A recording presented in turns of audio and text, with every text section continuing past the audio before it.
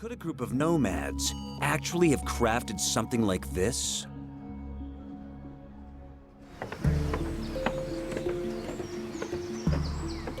Master craftsman Todd Todashini wants to understand the processes that the Israelites might have used.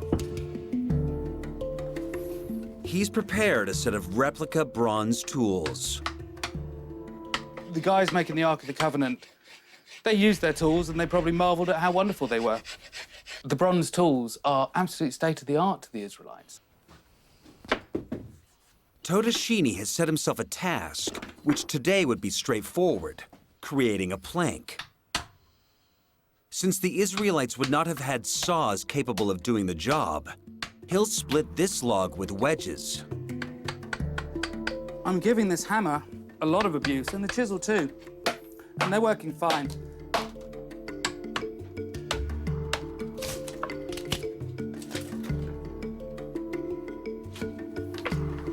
That's a really nice piece, actually.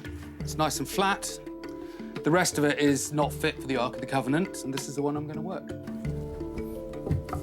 To flatten a surface, the only tool available would have been an adze like this. So, with some basic bronze tools, I've made a plank that's the same size as one of the ones that would be on the end of the Ark of the Covenant. It would have been perfectly feasible for the Israelites to create the Ark's wooden components in a desert camp. But what about the gold? The Bible says that every surface of the Ark was coated in it. Smith, Dave Chapman, has brought along a basic furnace. They're going to attempt to make a ring of the kind that might have attached the Ark's carrying poles.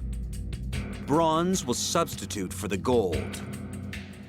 So basically, we've got an earthenware or pottery furnace, which is, as far as we can tell, pretty similar to what they had. Inside here, we've got a ceramic pot completely surrounded by burning charcoal. Yep. With a little lid on top and the bronze inside the pot. That's it. Technology hasn't changed for, well, the best part of 5,000 years, I suppose. Yeah. The ancient Egyptians were using this kind of kit, and the Israelites certainly would have had access to this level of technology. If the Israelites did cast from gold, this is how they would have done it.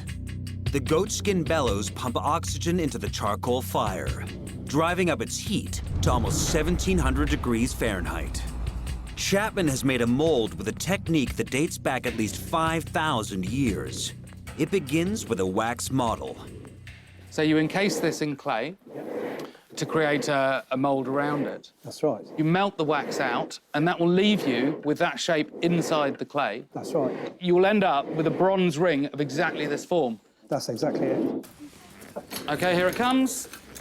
While the bronze heats up, Todashini brings out the mold.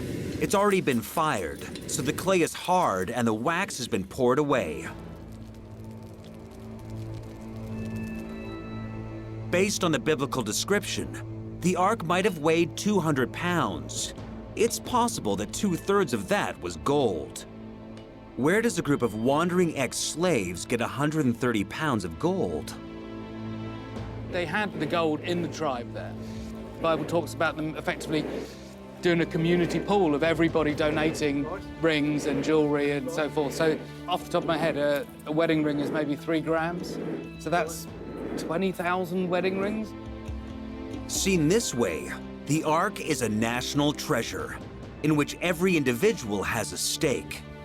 We're just about coming to 1,000 degrees. So I think we're up to pouring temperature, pretty much. OK, here we go, fingers crossed.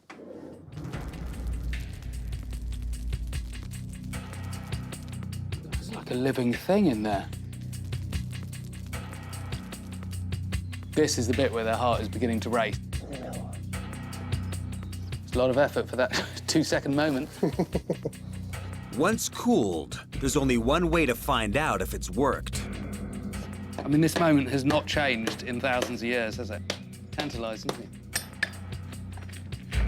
There we are. That looks pretty faultless. For Todashini, it's clear that even with their limited resources, the Israelites could have made the Ark as is described in Exodus.